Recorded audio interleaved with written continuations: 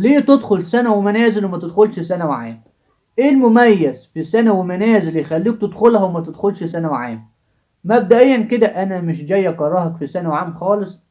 ثانوي عام كويسة جدا، في حضور وفي غياب وفي تابلت وفي انتظام وفي متابعة. يعني ثانوي عام كويسة جدا، وده حلمك اللي انت عاوز تحققه من زمان.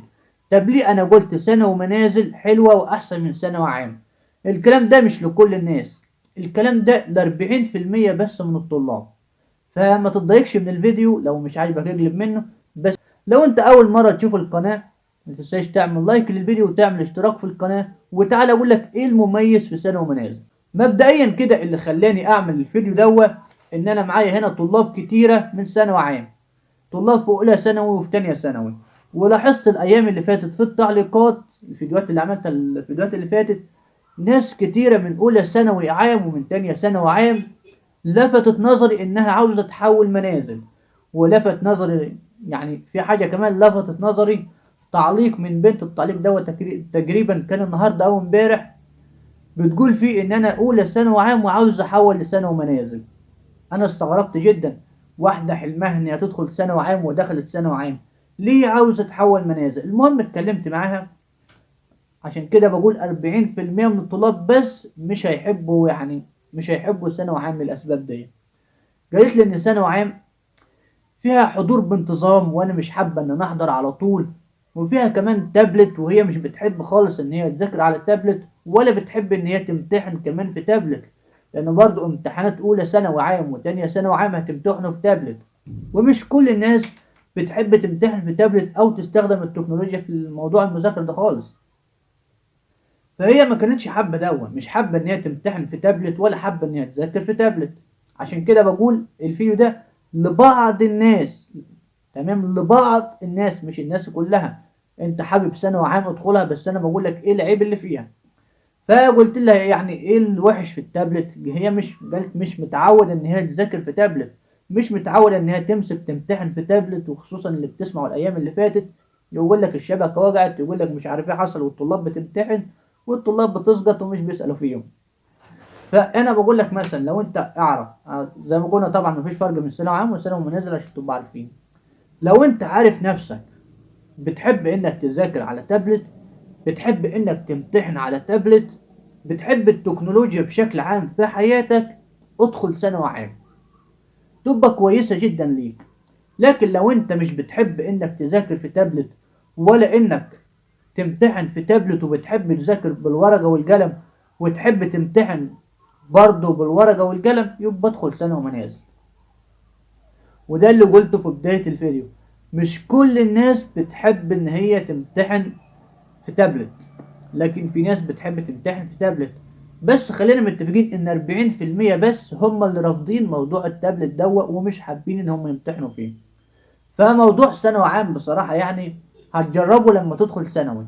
اول بس ما تدخل ثانوي وتدخل تانية ثانوي وبقى يجي بقى تالتة ثانوي والحوارات دي، هتلاقي نفسك مش لاقي وقت انك تروح المدرسة وانت مطالب بانك تحضر. انت في ثانوي عام مطالب انك تحضر كل يوم لازم. لكن في لو ثانوي منازل بقى انت مش مطالب انك تحضر، كل اللي عليك انك بتروح الدروس بس. ده في ثانوي منازل بتروح الدروس ومع نفسك، والامتحانات ورقي في اخر السنة. يعني نظام قديم، ده اللي عاجبني في ثانوي منازل ان هي نظام قديم. لكن ثانوي عام هتمتحن في تابلت، ويعني للأسف يعني هتروح المدرسة الساعة 7 وتيجي بعد الظهر، ومن بعد الظهر تبتدي تروح الدروس بتاعتك. ده العيب في ثانوي عام، انك هتبقى بين حاجتين، هتبقى متمرمط في المدرسة ومتمرمط في الدروس. واظن كل اللي في الثانوية العامة بياخدوا دروس في كل المواد بلا استثناء. يعني انت بتروح المدرسة وبتحضر، لكن هتاخد دروس في كل المواد. يعني المدرسة بالنسبة لك إثبات حالة إنك تروح بس عشان تسجل حضورك، لكن في المدرسة بصراحة مش هتستفيد حاجة. وعن تجربة أنا وأصحابي كلنا، أنا يعني من قبل يعني من الجيل بتاعي ونازل، أنا تالتة ثانوي دفعة 2019. من الجيل بتاعي ونازل، فصول تالتة ثانوي كانت فاضية تماما في المدرسة. محدش في تالتة ثانوي كان بيروح المدرسة خالص نهائي، كانت بتبقى مقفولة. انا رحت اول يوم وتاني يوم، وفعلا بعد كده بروح الفصل في ثالثه ثانوي. انا كنت عام، ما لقيتش ولا طالب والفصول مقفله تماما، ولا حتى مهتمين بيه، ولا في دروس ولا في حصص. ده على ايامي. لقيت كله حول منازل عشان يدي وقته للدروس، لان كده كده الواحد بيعتمد على الدروس بيعتمد على الدروس بنسبه 100%. ده التجربة اللي حبيت انقلها لكم. يا ريت لو عجبكم الكلام بقى تفيدوا زمايلكم وتعمل لايك للفيديو واشتراك في القناة. والكلام ده زي ما قلت هتعرفه لما تدخل ثانوي عام. والكلام اللي انا بقوله برضه لو انت وصلت للوقت ده من الفيديو، مش كلام وخلاص، او مثلا ان انا بألف من دماغي، لا انا كنت في ثانوي عام وجربت. وكمان بلاحظ الكلام ده في التعليقات، وناس كتيرة بتاخد رأيي. هي يعني ناس كتيرة في الثانوي حاليا، في ثانوي عام وعاوزة تحول منازل.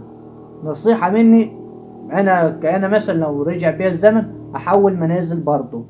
فلو أنت يعني لو أنت في ثانوي عام حاليا عاوز تحول منازل، حول منازل ووفر وقتك، لأنك كده كده مش بتستفاد من المدرسة، وأنت عارف كده كويس. فبرضه كل واحد له رأي، وكل واحد وبراحته، وده رأيك وده حياتك. ولو انت قادر تجمع بين الاتنين مفيش اي مشكلة خالص. ده رأيك وده حياتك، وده مجرد رأي وانت حبيت تسمعه. بس ناخد فيديو جاي ان شاء الله، والسلام عليكم ورحمة الله وبركاته.